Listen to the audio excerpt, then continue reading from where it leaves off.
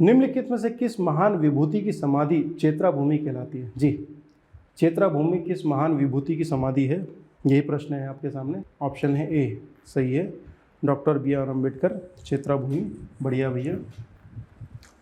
B are Ambedkar की समाधि स्थली चेत्रा भूमि जो आप देख पा रहे हैं। इसी तरह से जवाहरलाल नेहरू की जो समाधि स्थल है उसको शांति वन कहते हैं हम। महापुरुषों की समाधि स्थलों में राजघाट महात्मा गांधी की है, शांति वन जवाहरलाल नेहरू, चैत्य भूमि बी आर अम्बेडकर, शक्ति स्थल इंदिरा गांधी की है। इंदिरा गांधी की समाधि शक्ति स्थल जो कि आप देख पा रहे हैं, ठीक है। और के आर नारायण की समाधि स्थली है उदय भूमि। बाकी अन्य महान लोगों की समाधियों के बारे में भी जानकारी दी गई है, इसका उपयोग करें आप। नेक्स्ट क्वेश्चन जो कि आपके सामने है, संयुक्त राष्ट्र संघ यूएनओ का वर्तमान प्रतीक चिन्ह कब अपनाया गया था? संयुक्त राष्ट्र संघ का यूएनओ का वर्तमान प्रतीक चिन्ह, संयुक्त राष्ट्र संघ का ये जो प्रतीक चिन्ह दिख रहे हैं जिसमें पृथ्वी को दिखाया गया है और ऑलिव वृक्ष की जो टहनियाँ दिखाई, ये जो प्रतीक चिन्ह है ये 7 दिसंबर 1946 को अपनाया गया था यूएनओ द्वारा। मास्टर कंट्रोल फैसिलिटी MCF जिसको बोलते हैं वो स्थित है कहाँ पर है? हरिकोटा, हैदराबाद, भोपाल, नागपुर। MCF देखिए आंसर है आपका भोपाल। ये दूसरा है बेसिकली, सबसे पहला है हासन कर्नाटक और उसके बाद में दूसरा है भोपाल मध्य प्रदेश। इसरो के अधीन एक फैसिलिटी सेंटर है। इसके कार्य क्या क्या है? इसरो के ये केंद्र इसरो के भू स्थितिक उपग्रहों की रखवाली और नियंत्रण का कार्य करते हैं। ये किसी उपग्रह के प्रारंभिक चरण की निगरानी हेतु भी जिम्मेदार है। मास्टर कंट्रोल फैसिलिटी MCF 3 अंक में पूछा जा सकता है ना। अवस्थिति बताइए और कार्य बताइए। चलिए क्वेश्चन नंबर 14 पे चलते हैं। इनमें से कौन किसी सिक्योरिटी बफर की तरह किसी कंपनी के प्राइवेट नेटवर्क और बाहरी नेटवर्क के बीच में काम करता है? फायरवॉल कंप्यूटर को सुरक्षित रखने की एक व्यवस्था है, आप सभी जानते हैं, है ना। मध्य प्रदेश राज्य निर्वाचन आयोग में मुख्य निर्वाचन आयुक्त के रूप में काम करने वाली प्रथम महिला है। मध्य प्रदेश राज्य निर्वाचन आयोग की स्थापना 15 फरवरी 1994 को हुई है और इसके जो अध्यक्ष हुए, आयुक्त हुए हैं वो इस तरह से है।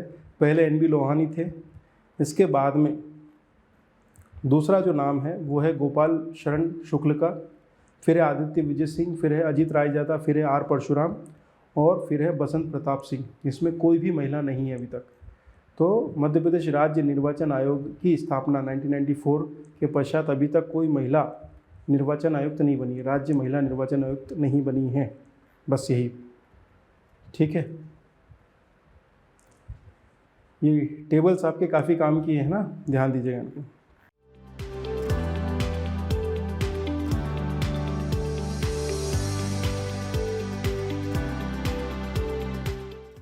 संवहन द्वारा ऊष्मा का स्थानांतरण हो सकता है। जी, संवहन जो मेथड है वह किस किस माध्यम से होकर आगे बढ़ सकती है, या संवहन द्वारा ऊष्मा किन किन माध्यमों से आगे बढ़ सकती है?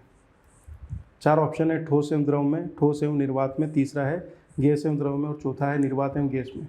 आंसर है आपका गैस एवं द्रव में, ठीक है। सी आंसर आपका सही है। संवहन द्वारा ऊष्मा का स्थानांतरण केवल द्रवों तथा गैसों में हो सकता है, ठोस में नहीं, ठीक है। आग पर रखी पतीली इसका एक अच्छा उदाहरण है, ठीक है।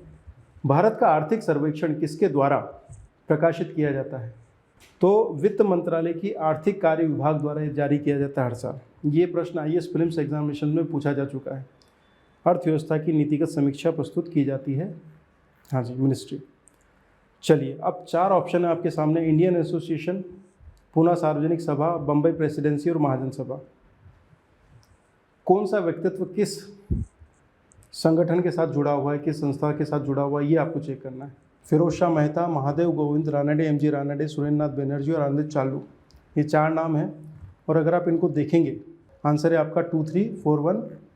यूँ समझ लीजिए कि इंडियन एसोसिएशन से जुड़े हुए हमारे सुरेंद्रनाथ बनर्जी, पूना सार्वजनिक सभा से महादेव गोविंद रानडे, बम्बई प्रेसिडेंसी एसोसिएशन से फिरोज शाह मेहता और मद्रास महाजन सभा से आनंद चालू।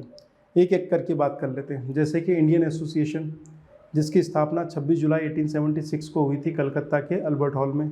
संस्थापक थे सुरेंद्रनाथ बनर्जी तथा आनंद मोहन बोस। इनके कार्यों को भी दर्शाया हमने, ठीक है। इसके अतिरिक्त अन्य जानकारी जो दी है वो भी है। फिर है पूना सार्वजनिक सभा। पूना सार्वजनिक सभा की स्थापना 1870 में MG रानडे तथा GV जोशी, जिनको हम कहते हैं गणेश वासुदेव जोशी द्वारा स्थापित। पूना सार्वजनिक सभा 1870।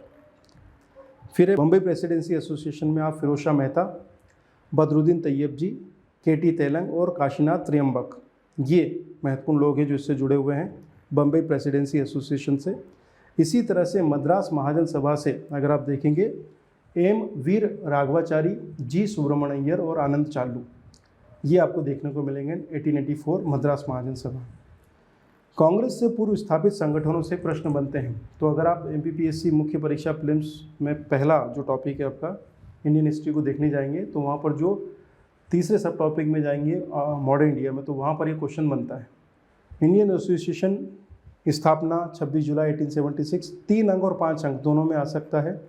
इसी तरह से पुनः सार्वजनिक सभा भी 3 अंक और 5 अंक दोनों में पूछी जा सकती है।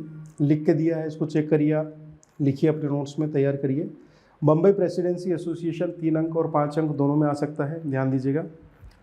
इसी तरह से मद्रास महाजन सभा 3 अंकों में पूछी जा सकती है। अगला क्वेश्चन है, चांद में धब्बा नामक रचना के रचनाकार हैं। 4 ऑप्शन हैं, बाल कवि बैरागी, अटल बिहारी वाजपेयी, अमृतलाल बेगड़ और कामता प्रसाद गुरु। 4 ऑप्शन आपके सामने। चांद में धब्बा नामक रचना के रचनाकार, आंसर है बाल कवि बैरागी। और बाल कवि बैरागी की अगर रचनाएं देखें हम तो दिवट, दीवपात्र, परदिए, गन्ने मेरे भाई, ये सबसे मजेदार नाम है इनका, गन्ने मेरे भाई, ठीक है।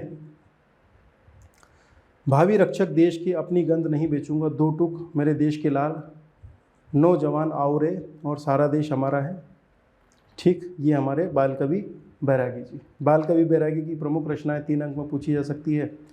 3 रचनाएं लिख दीजिए, महत्वपूर्ण काम हो जाएगा आपका। अगला, द्विवार्षिक India state of forest report ISFR 2021 के 17वें संस्करण के अनुसार देश में 2019 की तुलना में वन एवं वृक्षों के आवरण में कितनी वृद्धि हुई है। वही 19 से 2021 के बीच में कितनी वृद्धि हुई है। 4 ऑप्शन है आपके सामने। 2261 वर्ग किलोमीटर क्षेत्रफल में वृद्धि हुई है। तो ISFR रिपोर्ट की 16वीं रिपोर्ट 2019 की और 2021 की जो रिपोर्ट जो कि 14 जनवरी 2022 को ही आई है, करंट अफेयर्स के संदर्भ महत्वपूर्ण है। और अगर आप तुलना करेंगे तो यहाँ पर 2261 वर्ग किलोमीटर क्षेत्रफल में वृद्धि हुई है, वन तथा वृक्ष दोनों को मिलाएं। इसमें अगर पर्टिकुलर वन की बात करें तो 1540 वर्ग किलोमीटर और वृक्षों की बात करें तो 721 वर्ग किलोमीटर में वृद्धि हुई है। इसके बाद मैंने Indian state of forest report IFSR के प्रमुख बिंदु जो कि प्रीलिम्स में आ सकते हैं वो दिए हैं, आप इनको चेक करिएगा और ये आपके काफ़ी काम के हैं।